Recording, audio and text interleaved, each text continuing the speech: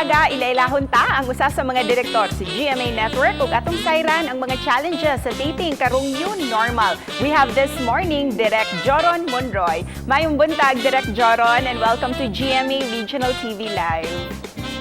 Maayong buntag, Cecil, at sa lahat ng mga kapuso natin sa Visayas na nanonood ng GMA Regional TV Live. Kumusta po, Direk? How are you? Ngayon, I'm all good, feeling refreshed kasi nakabalik na kami sa set, nakapag-taping na ulit, so it feels good to be back on the set. Ayan, that's good to hear. Marami na po kayong nagawang mga projects sa GMA, Direk Joron. Pero kwentuhan niyo po kami how you started with your profession as a director. I started writing for Variety, tapos nabigyan din ako ng game shows, napunta rin ako sa comedy, and then I did branded cooking shows, hanggang sa I did a children's program. I was 23 then. I became a director for GMA na, for variety shows, magazine shows, ganyan. Hindi ko talaga plinanong mag-direct. I never intended for it. Nagkataon nga lang na nasa GMA na ako, na-realize ko na this job is giving people entertainment, napapasaya natin yung maraming tao. So nagtuloy-tuloy na lang siya. Yun na siguro yung pinaka-driving force to direct.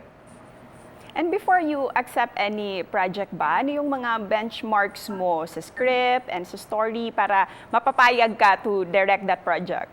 Kapag binabasa ko siya, tapos napapanood ko na siya sa isip ko, na parang alam ko na kung ano yung mangyayari, kung paano mapapanood to ng mga tao sa TV, yun na yung basis na, yeah, I think I like this story. I will do this story.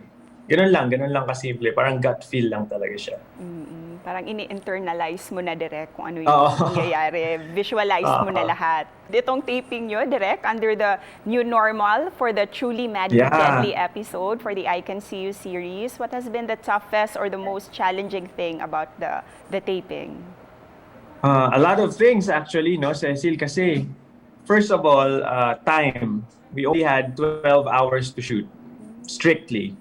So, dati kasi 16 tayo, maabot tayo ng 16 hours on the set. Ngayon, 12 talaga, we had to cut it off. So, umiksi yung araw namin shooting. Tapos, weather, dahil inabutan na tayo ng rainy season, actually ilang araw kaming inabutan ng bagyo. So, medyo mahirap siya. And ang pinaka-struggle talaga is yung new normal na naka-mask lahat, naka-face shield.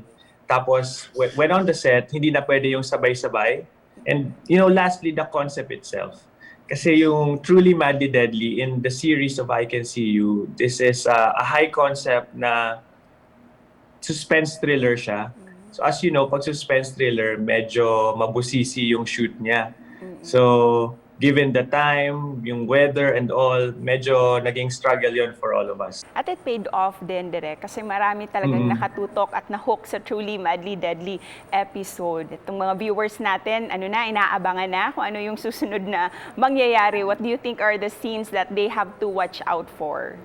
Ang i-watch out natin is kung paano mag-i-end talaga yung story na to. Kasi sa Truly Madly Deadly, lahat sila bida, lahat din sila kontrabida. So, yung twists talaga hindi siya natatapos, which is one of the reasons na sabi ko gusto kong gawin tong project na to, kahit mahirapan ako ng slide. So please thank and invite everyone to continue watching the I Can See You series every night.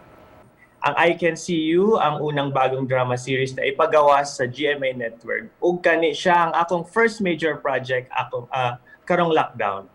Gihatag namon ang among tanang talento ug gikajud sa among kasing-kasing ang paghimo sa project na ito.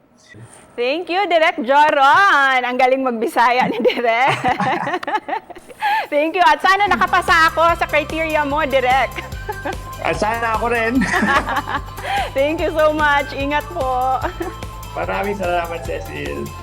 And that was Direk Joron Monroy, mga kapuso, nga misaysay sa ilang kaagi ug kahago sa TV production aron lang makahatag og new episodes ug quality programs alang kaninyong mga viewers. Ug mobalik pa ang GMA Regional TV Live.